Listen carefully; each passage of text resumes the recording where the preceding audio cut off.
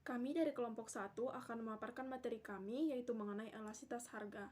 Elastisitas harga, seperti yang kita ketahui, secara umum terbagi dua, yaitu elastisitas harga permintaan dan elastisitas harga penawaran. Saya Akasisi Tinjak, kali ini saya akan menjadi pemateri pertama. Pengukuran kepekaan dalam suatu perubahan. Nah, jadi elastisitas itu kan ada dua, permintaan dan penawaran. Nah, kita akan bahas yang pertama itu elastisitas permintaan. Elastisitas permintaan itu ada dua variabel, yaitu harga dan kuantitas, atau biasa kita sebut dengan price and quantity. Nah, jadi elastisitas permintaan itu jika kita definisikan secara menurut KBBI itu merupakan pengukuran seberapa besar jumlah barang yang diminta mengalami perubahan akibat harga barang yang bersangkutan itu mengalami perubahan. Nah, sedangkan elastisitas penawaran itu berarti kita berpikir sebagai produsen, kita memosisikan diri ke produsen, lalu kita akan mengukur seberapa besar jumlah barang yang ditawarkan nanti akan berubah apabila harga dari barang yang ditawarkan itu juga mengalami perubahan. Nah, jadi rumus dari kedua elastisitas ini sama. Yaitu E sama dengan P per Q dikali delta Q per delta P. Nah, elastisitas permintaan maupun penawaran menggunakan rumus yang sama, seperti yang tadi. Nah, kemudian ketika nanti kita menghitung elastisitas dari suatu barang, pastinya kita akan mendapatkan hasil berupa angka. Nah, jadi hasil tersebutlah yang akan membantu kita untuk menggolongkan ke golongan apakah produk tersebut, apakah dia barang atau produk yang bersifat elastis, bersifat inelastis, bersifat uniter, atau bersifat elastis sempurna, atau jenis yang lainnya. Nah, jadi secara umum elastisitas itu terbagi menjadi 5 jenis. Yang pertama yaitu bersifat elastis. Bersifat elastisnya ketika kita permintaan atau penawaran itu hasil perhitungannya itu lebih besar dari 1, atau E sama dengan lebih besar dari 1. Dan kurva dari permintaan atau penawaran elastis itu berbentuk landai. Elastis ini bersifat landai. Hal ini dikarenakan persentase delta Q lebih besar dari persentase delta P-nya.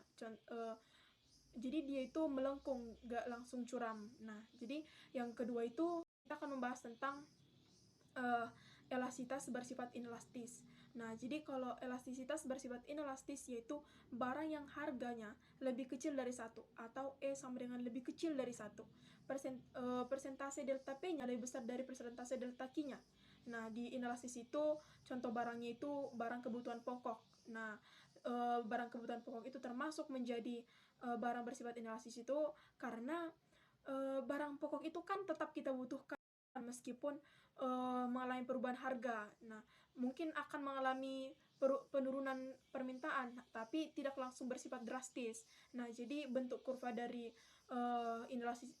elastisitas bersifat inelastis ini juga elastisitas bersifat inelastis ini juga cenderung curam karena delta P-nya lebih besar dari delta Q-nya. Selanjutnya akan kita bahas di slide selanjutnya. C. Permintaan unit elastisitas sama dengan 1. Presentase perubahan kuantitas permintaan sama dengan presentase perubahan harga. Contohnya, produk yang elastisitasnya unit tidak dapat disebut secara spesifik. Jenis permintaan ini sebenarnya lebih sebagai pembatas antara permintaan elastis dan tidak elastis, sehingga belum tentu ada produk yang dapat dikatakan memiliki permintaan unit elastis. Berikut gambar kurva unit. Permintaan inelastis sempurna adalah permintaan yang koefisien elastis permintaannya adalah 0, ID sama dengan 0. Permintaan inelastis sempurna yang terjadi jika ada perubahan jumlah barang yang diminta meskipun ada perubahan harga. Dengan kata lain, perubahan harga sebesar apapun sama sekali tidak berpengaruh terhadap barang yang diminta. Kasus permintaan inelastis sempurna terjadi bila konsumen dalam membeli barang tidak lagi memperhatikan harganya, melainkan memperhatikan pada seberapa besar kebutuhannya. Contohnya adalah seperti pembelian garam dapur oleh keluarga atau pembelian obat ketika sakit. Konsumen membeli garam atau obat lebih mempertimbangkan butuhnya daripada mempertimbangkan harganya. Faktor yang mempengaruhi permintaan suatu barang bersifat inelastis sempurna adalah ketersediaan barang substitusi. Permintaan terhadap suatu barang akan cenderung bersifat inelastik sempurna apabila barang tersebut tidak memiliki barang substitusi. Contohnya itu adalah seperti garam.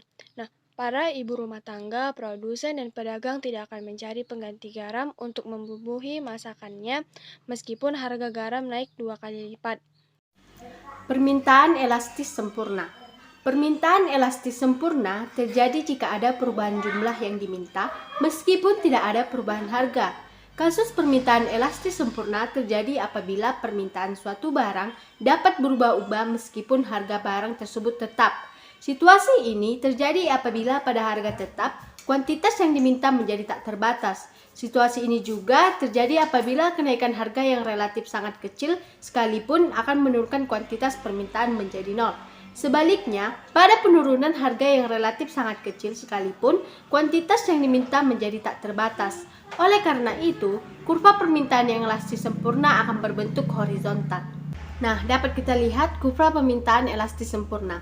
Dari gambar tersebut, ketika besaran elastisitas permintaan terhadap harga menentukan bentuk kurva, permintaan elastisitas sempurna yang mendatar disebabkan oleh besaran elastisitasnya tidak terbatas. Jadi, pada tingkat harga yang sama, permintaan terus bertambah.